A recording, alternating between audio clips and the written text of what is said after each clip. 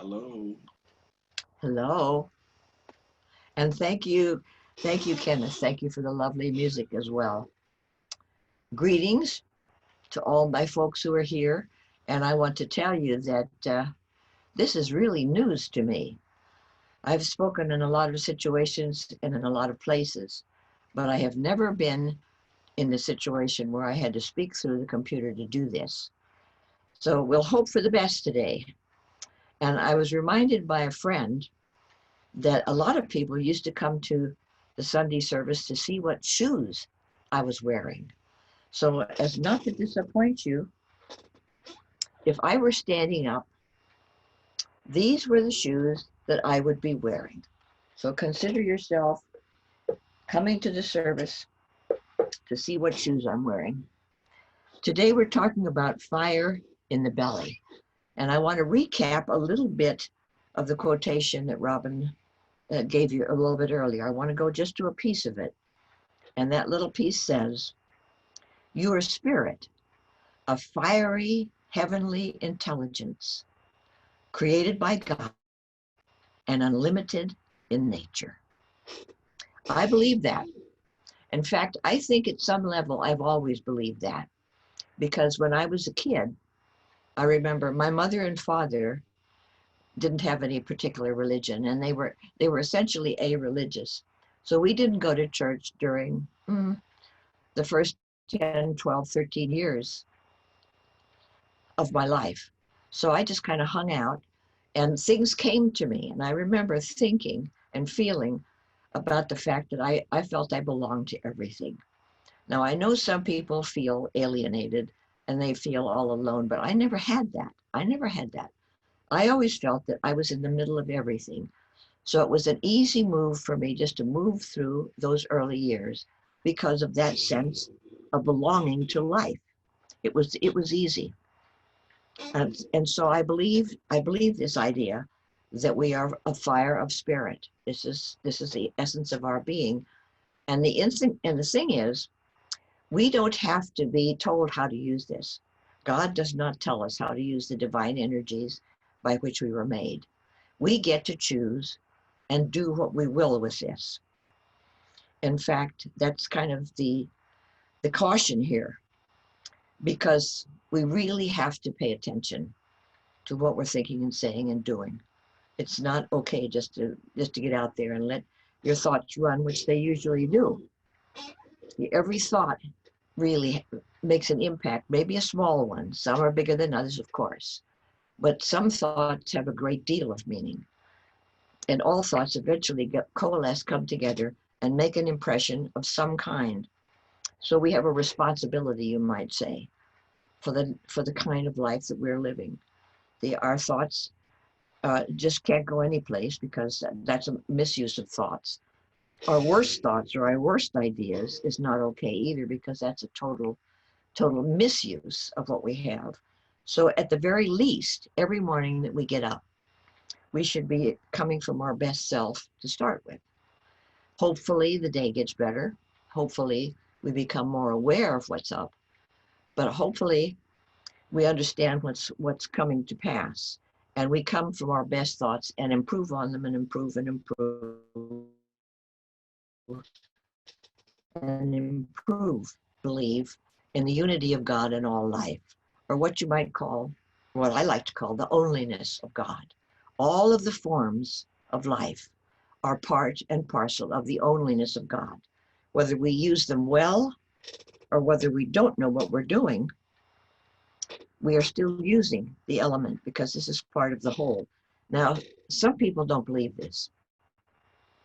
Some people believe that with these times that are hard today, with the coronavirus and some of the other things that have come to pass, that have created so much difficulty for a number of us, I know that there are a lot of people who believe that God is punishing us because of our meannesses or our shortcomings.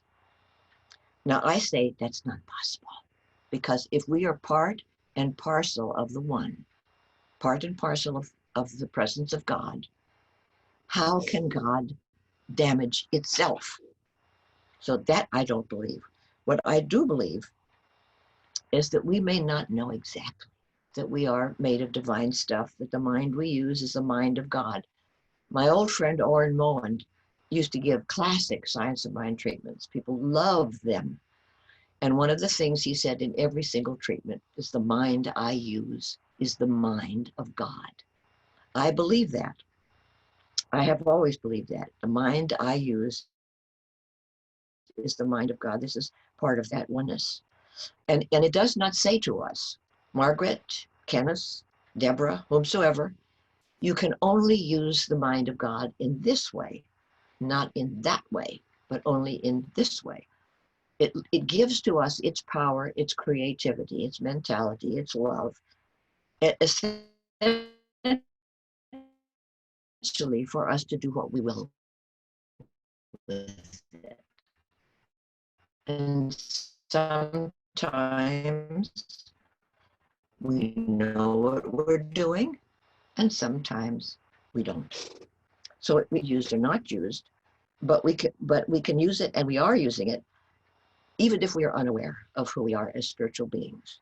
Spiritual beings living a human life. That's what Wayne Dyer liked to say, and it's one of my favorite statements. We are spiritual beings living a human life.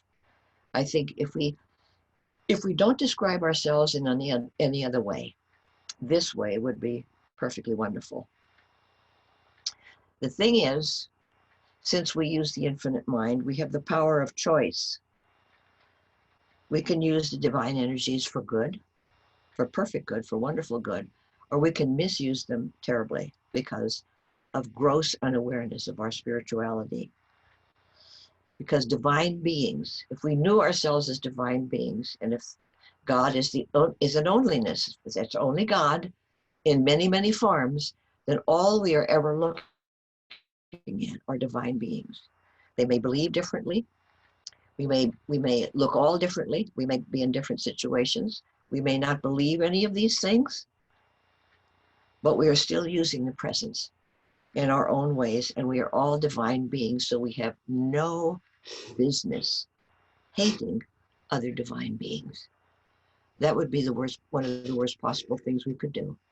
And one of the best possible things would be to begin to come together as a shared spiritual species, because we are a shared spiritual species. Every single thing that lives is.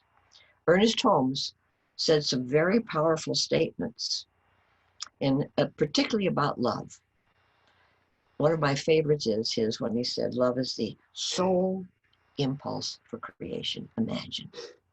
The sole impulse for creation is the primal energy of infinite love. And we are the outcome of that primal energy in the forms that we take.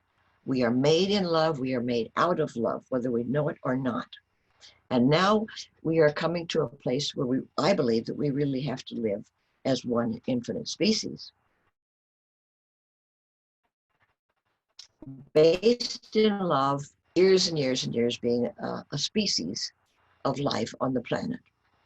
And up until now, for the most part, we've damaged ourselves. Oh yes, we've had lots of wars and done some things that were deleterious to our good health. But now we are in a place where we can actually off our species if we want it. We can get rid of our species through the technologies that we now have, because we know enough now that we could kill ourselves. So it becomes very important, as far as I'm concerned, very important for us to come together in love and forget everything else. Come together in love, come together in shared spiritual unity, come together with the desire to create a good life for everything and everyone that lives. I think we must now come to know the truth. You know, in Science of Mind, that's a statement that we like to say a great deal. We want to know the truth. I want to know the truth. And we state it in lots of different ways. One of my favorites is, there is one life. That life is God. That life is perfect. That life is my life now. That's one of my favorite statements. And there are any number of others that people like to use and do use. But I like to feel that with all the statements and all the prayer work that we do and all the ideas that we share, that the truth is more than a statement or a series of statements, that the truth is a practice. And every day of our lives, as we are living our lives, we are living our spiritual truth practice. There's another quotation I want to share with you. This one comes from the Science of Mind textbook, and I guess it meant so much to Holmes that he put the whole sentence in capital letters, which he does from time to time, as you'll see. And he said, "To desert the truth in our hour of need is to prove that we do not know the truth." And that, I think, is absolutely correct. When times get hard and we forget about the truth of our being, that we are all forget who we are and get upset with each other. You know, even people who believe they know the truth get upset with each other and start doing bad things to other people, which doesn't make any sense. If we know the truth, we would be doing this, but we do it anyway because we forget, and we're constantly forgetting who we are as spiritual beings. So one of our things is to use truth practices, as far as I'm concerned. I'm going to share a few with you. My wonderful husband, Victor, had several mantras or affirmations that he liked to use. And when he said them, they brought him right back to his spiritual center immediately. That's what an affirmation or a mantra will do. If you'll bring, and one of his favorites was, "Papa's on the job, all's well." Papa's on the job, all's well. Now I want to remind you that Papa was not a big guy in the sky. Was not a big guy in the sky. Papa was the designation that he used, that he had in his mind and his soul, as the open door through which he went every morning. Every morning he would be sitting on the side of the bed as he was getting up. Now I knew what he was doing, but I asked him anyway because I liked hearing it. I say, "What are you doing?" And he would say, "I'm talking to Papa." There he was, opening the door out into his spiritual universe for that day.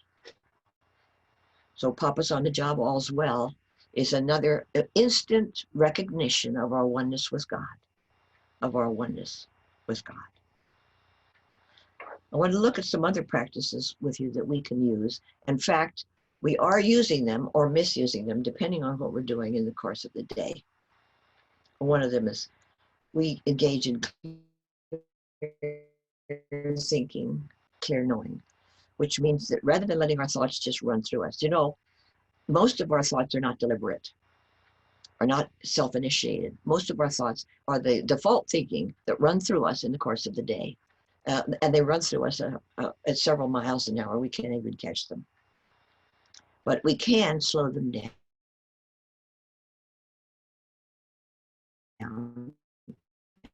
And we can replace them with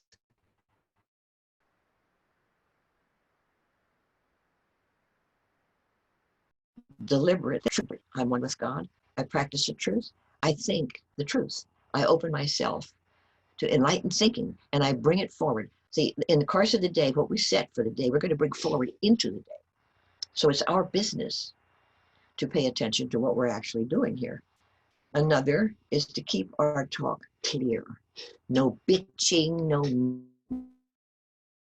moaning, no complaining, no bad regularly when we're not paying attention. So if we're going to keep our talk clear, that's what this means. That we cease to lie, and that we cease to complain and do all of the other things in the course of the day as much as possible. Now we can't catch every word and every thought, but we can slow them down and we can replace them with good thinking and good knowing. Because you see, I believe we're here to bring our good into life.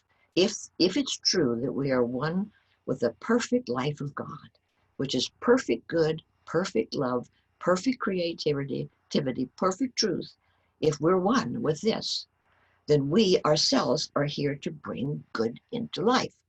Why would it be otherwise? How could it be otherwise? So if we decided every morning, I'm here to bring my good into life, it would help us clear up our thinking, and it would help us set the day so that what we did was brought forth a true good, a true good. So another thing that we are here to do, as far as I'm concerned, and this may be something we have to think about, is to know when to resist and when to let something go by. Lots of things come up to us in the course of the day, and we have a choice. We can either engage in these things, or we can simply let them go by. And wisdom is the knowing of what is ours to say no. No, you can't do that here, or I don't agree with you. I would like you to do something else. And knowing that something is not our business, and to let it go by, to let it go to whom it belongs. A whole lot of difficulties would be solved if we could simply let go by what is not ours to deal with. That would be wisdom too. Another truth practice is to see everyone and everything as part of the whole.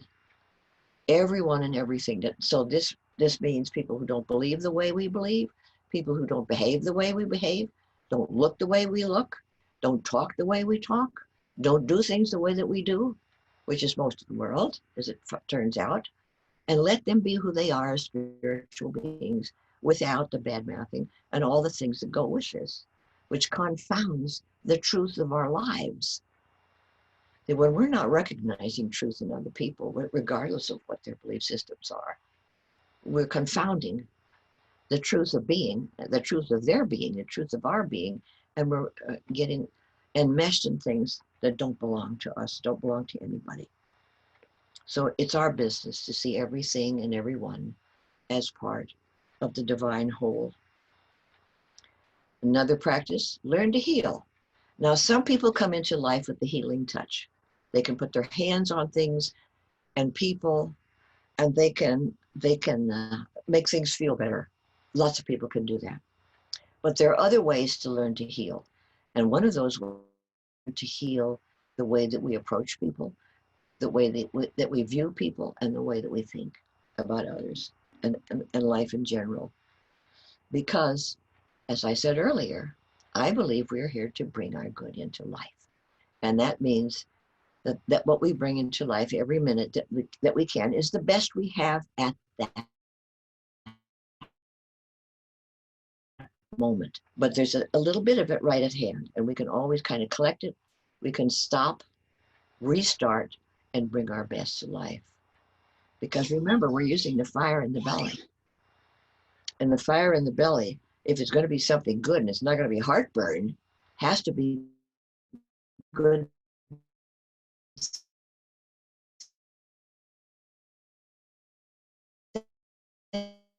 thinking. Thinking, absolutely. Slow down our thinking. And we do that, among other things, through meditation. When people are meditating, whether they think about it or not, they're slowing down everything so that they can think of one thought at a time. Contemplation helps to do that too, so that when we are contemplating an idea or a thought, we are slowing down our thinking so that we let the infinite have its way with us. And that, I believe, is one of the things that we are on hand to let the